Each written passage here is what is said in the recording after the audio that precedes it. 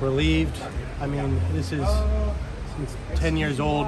When I saw the Olympics go off, I said that one day I'd be an Olympian. I've been running the hurdles for 19 years.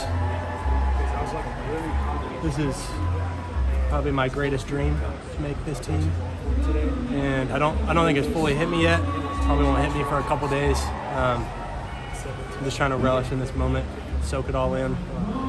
So much pressure, so much stress, sitting in my hotel room for the last week and a half watching the trials go off. Just knowing that I could be on this team, but having to wait till the very end. It's just relief, man. When you talk about Washington State University, it seems like all the distance runners are the ones that go on to the Olympics. CJ Allen's now in the conversation. I think you're the first Coug since Bernard Lagat to make the Olympics. Amazing. How does that sound? I mean, it's amazing. Go Cougs. I mean, with the dissolution of the Pac-12 this year, and, me and Rye, we got to dig up that photo. The one you took from Dyer. Actually, there's a better one of us diving at the finish line, I think, back in the day. We need to get a side-by-side. Did it feel like that was like original Hayward when he was at UCLA? You were at Wazoo. Did that feel like an old race right there, man? Very similar, right? Just the two of us out in front. I mean, obviously, it's a much more competitive field, and everybody's fighting for that spot. So, it's more than just him, but it is kind of nostalgia, right? And you got out hard, 47.81. I mean, you set the tone from the start. Is that the plan? Just go with Ryan, see what happens? Well, I was in the outside, so they got to go with me. Is the way that I looked at it. And as soon as I got out there, I mean, I was so freaking nervous, dude, all day. I mean, all week. The nerves have been high. But overcoming that's always been one of my strengths, right? Everybody's going to feel those nerves. Everybody's going to feel that pressure, the weight of what this year means. It's only every 4 years that you get the chance of being an Olympian, let alone in the U.S., the hardest team to make. And so, I knew coming in that I was a heavy favorite and contender for this team.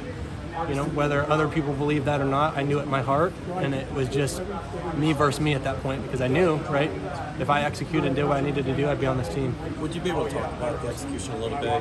Where do you feel like you were the strongest today across the hurdles? Yeah, I mean, I took it out hard, like I always do. I fell into a really nice rhythm. I engulfed, the outside lane pretty quickly, and I maintained there because I knew, there was going to be a handful of people that were going to take it out really hard. That happens every year, especially at, U.S. Champs trials. So I just knew that I had to stay focused on my race pattern, and I knew, with me being in the outside lane, I'm running blind, right? So for me, it was just all about execution. I trained by myself for the last 5 years.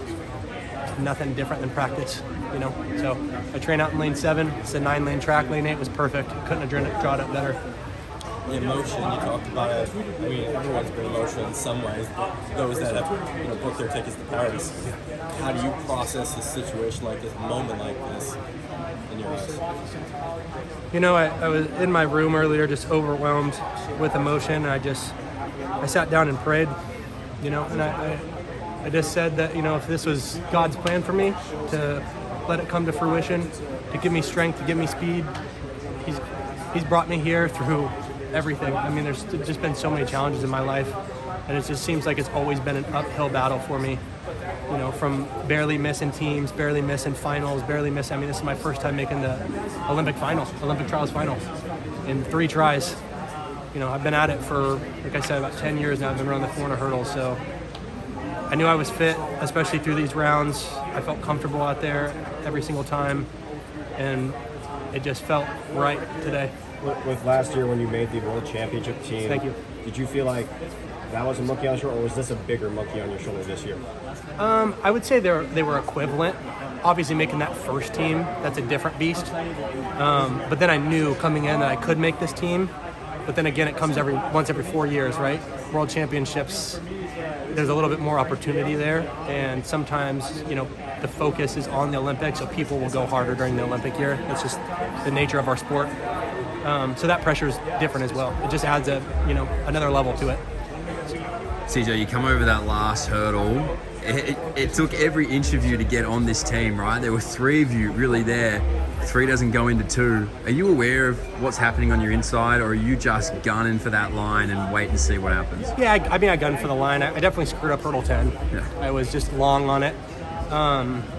But there was at no point did I think that I was not going to be on the team. You know, I mean, whether it happened or not, right, I was believing all the way from the start of that gun to the finish line that I was going to make the team.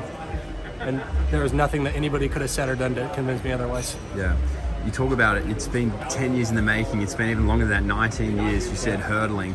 Would you change any of your story to get here? Now that you're here, would you change any of it? No, because I want whoever's watching this to know that it's possible. It's possible. And it's more than just a sport too. I want to show people, you know, like we have talked about, I just finished up my master's and my doctorate in September. I did all of this while still going to school to get the highest degrees possible and compete at the highest level. If you want it and you're dedicated enough and you're consistent, it's possible. You can do it. And you come from such a small town, 2,000 people from Allen, Washington. Yep. I mean, how surreal is that? I hope there was a watch party back there. I've been getting messages from old friends, people in the community that I've never met. They've all been backing me. Everybody at home, my entire family, everybody's been backing for me, pulling for me so hard. And I knew, you know, win or loss, team or no team, they were all going to be there for me regardless. So, yeah, it's pretty amazing. Congratulations, man. Enjoy. Thanks so much, guys.